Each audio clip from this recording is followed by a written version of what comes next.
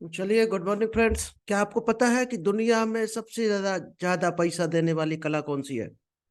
अगर आप भी जानना चाहते हैं कि दुनिया की जो सबसे ज्यादा पैसा देने वाली इंडस्ट्री है, सबसे ज्यादा पैसा देने वाली जो टेक्निक है, वो अगर जानना चाहते हैं तो दोस्त, आज का ट्रेनिंग सेशन आपके लिए है। नमस्कार दोस्तों, मेरा नाम इंद्रपाल सिंह, एक digital network marketing coach and business consultant. आज आपके लिए हम लेकर आए हैं एक बेहतरीन, वो दोस्त है बोलने की कला, पब्लिक स्पीकिंग की कला। क्योंकि बोलना जिसको आ गया वो समझो सिकंदर बन गया। तो जो हमारा पब्लिक स्पीकिंग का कोर्स चल रहा है, वो ऑलरेडी 1 से लेकर 37 तक हो चुका है, पार्ट 37 तक। अगर अभी तक आपने ये कोर्स नहीं देखे हैं, पहली बार आप देख रहे हैं, तो जल्दी से यूट्यूब चैनल को सब्सक्राइब कर लीजिएगा। क्योंकि वहां पर आपको पूरा पब्लिक स्पीकिंग का कोर्स मिलने वाला है। शायद है आपको 2.5-3 लाख खर्च करके भी ये कोर्स मिलने वाला नहीं है। अगर सब्सक्राइब करके एक एक कोर्स को देख लेते हो और यूज करते हो लाइव में, फिर आप इसका करिश्मा देखना। तो आज हम आपको देने वाले हैं पब्लिक स्पीकिंग का पार्ट 38, जो एक बेहतरीन साबित हो सकता है आपके लिए। और जो पार्ट 38 है वो बहुत बेहतरीन है, एक बेहतरीन कोर्स है आपके लिए, जिसका नाम है हैंड गेस्चर। यानी कि जब आप स्टेज पर बोलते हो तो आपके हाथ जो है वो किस तरह से चलते हैं। क्योंकि 55% आपके हाथ किस डायरेक्शन में जा रहे हैं, आपका पूरा बॉडी किधर झुक रहा है बोलते समय, किस साइड मूवमेंट हो रहा है, 55% रोल उसका होता है आपके बोलने में। अगर आप चाहते हो 55% ज्यादा इफेक्टिव हो आपका स्पीच, आपके शब्द 55% ज्यादा असर करें लोगों के दिल पर, तो आपको ये चैप्टर बहुत काम का है।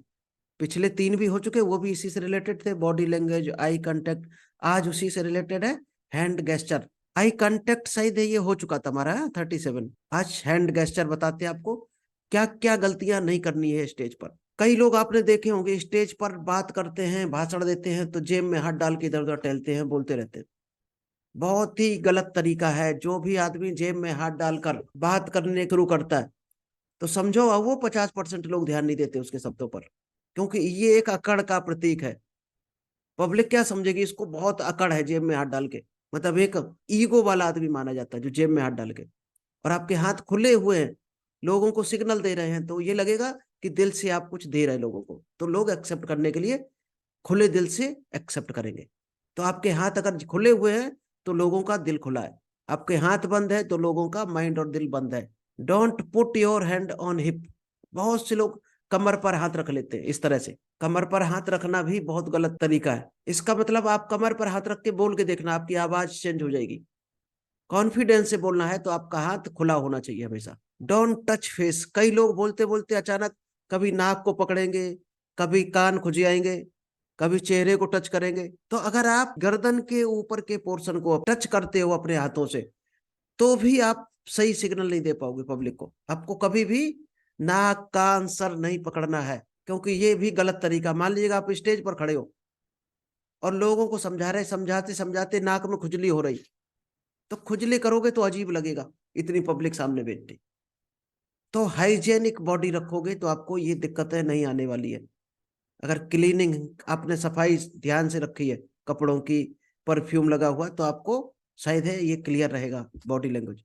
और अगर आप आधा घंटा डेली एक्सरसाइज करते हो, तो आपकी बॉडी लैंग्वेज 1,000 गुना ज्यादा परफेक्ट काम करेगी। 1,000 गुना। जो बॉडी एक्सरसाइज करते हैं सुबह, उनको शरीर देखना, अपना देख लेना।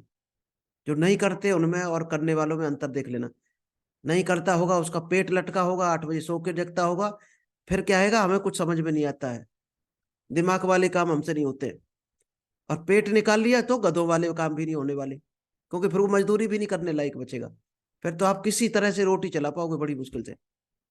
ऑलवेज स्पीक विद पावर पोच और हैंड। हमेशा पावर पोच मुद्रा में बात करनी है। कैसे? हाथ आपको कुछ समझ में नहीं आ रहा, शुरुआत में आपको नए नए, तो आप हाथों को इस तरह से रखना है। अगर इस तरह से रखते हो दोनों उंगलियों को टच करके, तो ज्यादा परफेक्ट आपका बॉडी लैंग्वेज बनेगा। शुरुआत में कुछ भी नहीं आ रहा तो आप इस तरह से रखो, कभी कभी हाथ खोल दो, कभी बंद कर लो। अगर यही करते हो तो भी आपका 30% इफेक्टिव हो जाएगा। और प्रॉपर अगर सिग्नल आपको आ रहे, तो शायद ही आप परफेक्ट ट्रांसफर कर पाओगे। चलिए, 39 भी आपको हम क्लियर कर देते हैं। फेशियल एक्सप्रेशन, जो चेहरे का एक्सप्रेशन है, बातों के साथ में कौन सी कितनी पावरफुल बात है, कितनी इफेक्टिव है, आपका चेहरा उसी हिसाब से मुड़ना चाहिए।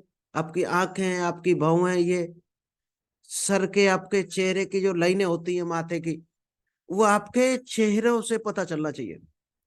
आपने बच्चे देखे होंगे कई, एक छोटे बच्चे, वो एकदम एक्चुअल होते हैं। वो नहीं देखते कौन सुन रहा, कौन क्या कह रहा। तोतली भाषा बोलनी है तो तोतली बोलेंगे, बनाकर मुंह बोलना है तो बनाकर बोलेंगे। तो आप भी हमेशा एक्चुअल रहो, बनने की कोशिश ना करो, जो हो वही रहो। क्योंकि बनने की कोशिश करोगे तो लोग पहचान जाएंगे, क्योंकि आप बनावटी में और ओरिजिनलिटी में अंतर आ जाता है। कहते नहीं, एक डुप्लीकेट और ओरिजिनल। अब कितना भी डुप्लीकेट अच्छी बना लो चीज, 99% कहीं ना कहीं कोई ना कोई पकड़ ही लेता है। तो ओरिजिनल रहो हमेशा। जैसे घर में लोगों से बात करते हो, अपने वाइफ से, मम्मी पापा से, बच्चों से, उसी तरह से स्टेज पर अगर आप हो तो लोग ज्यादा पसंद करेंगे। बनकर बोलोगे तो शायद लोग, अंतर आ जाएगा ऑटोमेटिक, और आप बनने में अटकोगे। ओरिजिनल रहोगे तो अटकने की क्वेश्चन ही नहीं आएगा माइंड में। तो face expression should be according to words और सेंटेंस। आप जो वर्ड्स बोल रहे हो, जो सेंटेंस बोल रहे हो, उसके हिसाब से आपके फेस के एक्सप्रेशन होने चाहिए। तो चलिए, आज का पब्लिक स्पीकिंग इतना ही रखते हैं। इसके बाद का हम कल कवर करेंगे या इवनिंग में करेंगे। अभी आपको हम एक चीज और बता दें, जब सेल्स का ही टॉपिक चल रहा, तो बहुत काम की चीज है। इसको अगर आपने सीख ली, ये जिन्होंने हमें सिखाई है, वो 1,500 करोड़ की प्रॉपर्टी पाकिस्तान में छोड़कर इंडिया आई थी जब बंटवारा हुआ था। उन्होंने ये हमें परसों टेक्निक सिखाई है। उन्होंने एक शब्द सिखाया था, अगर आप इसको सीखोगे तो आपके लिए करोड़ों का शब्द हो सकता है। क्योंकि एक 95 साल का आदमी हमें सिखा के गया। तो हमारी ड्यूटी है आपको सिखाना कि 5 पैसे की घोड़ी महंगी है और वही घोड़ी 10 रुपए की सस्ती है। 5 पैसे की जो घोड़ी महंगी है, वही घोड़ी 10 रुपए की सस्ती है। इसका मतलब क्या हुआ? अगर किसी की जेब में 5 पैसे नहीं है, तो 5 पैसे की घोड़ी महंगी लगती है उसको। और जिसकी जेब में 100 रुपए है, तो उसको वो घोड़ी बहुत सस्ती लगती है। 10 रुपए की भी उसको बहुत सस्ती लगेगी, क्योंकि उसकी जेब में 100 रुपए हो उस समय। यानी कि आपको अपना प्रोडक्ट कहां पर सेल करना चाहिए? जहां पर लोगों की जेब में पैसा है। क्योंकि आप प्रोडक्ट जिसको देने जा रहे हो, अब ये फाइंड आउट आपको करना है कि कौन सा ग्राहक क्या खरीद सकता है, उसको वही चीज समझाओ। हम लोग क्या करते हैं, जिसकी इनकम 5,000 है, उसको हम 5 करोड़ वाला बिजनेस प्लान दिखा देते हैं कि यहाँ 5 करोड़ आ सकता है। उसकी सोच अभी 5,000 वाली है। आप 2,500 वाली सिखाओ, 10,000 वाली सिखाओ, इससे ऊपर मत बढ़ो। प्रोडक्ट कौन यूज कर सकता है, किस कैटेगरी का, उसको उसी कैटेगरी का दिखाओ। तो ये आपको फाइंड आउट करना है कौन आदमी किस लायक है, तब आपको बात करनी है। हम लोग क्या करते हैं, कोई 100 रुपए का आदमी नहीं है और उस पर आप 10,000 रुपए का अपना टाइम खराब कर देते हो। क्योंकि दुनिया में हर तरह के लोग हैं। अगर सेल्समैन बनना अच्छा, तो आपको उन लोगों के साथ जाना पड़ेगा जो कमा रहे हैं, जिनके पास पैसा है। क्योंकि जिनके पास पैसा है तो उनके पास ही बुद्धि है, वही आगे बढ़ना चाहते हैं लाइफ में। और जिनके पास पैसा नहीं, तो काम चोरी कहीं ना कहीं कर रहा, कहीं ना कहीं मक्कारी कर रहा, वो आगे शायद ज्यादा नहीं बढ़ सकता। तो चलिए, थैंक यू, आज इतना ही रखते हैं। अभी हम रिव्यू लेंगे आज का, कैसा लगा sales technique and. Alok ji unmute कीजिएगा। जी, हेलो। हाँ जी, बोलिए। आज का दोनों टॉपिक अच्छे लगे हैं। इसको इम्प्लीमेंट करना चाहिए, समझना चाहिए और प्रोडक्ट उस जगह दिखाना चाहिए कौन लेने लायक है, कौन लेने लायक नहीं है। इस पर टाइम वेस्ट नहीं करना। Is right sir? बिल्कुल बिल्कुल। चलिए ठीक है Alok okay, ji, thank you sir. Thank you, thank you. Thank मिलते हैं यू। शाम को।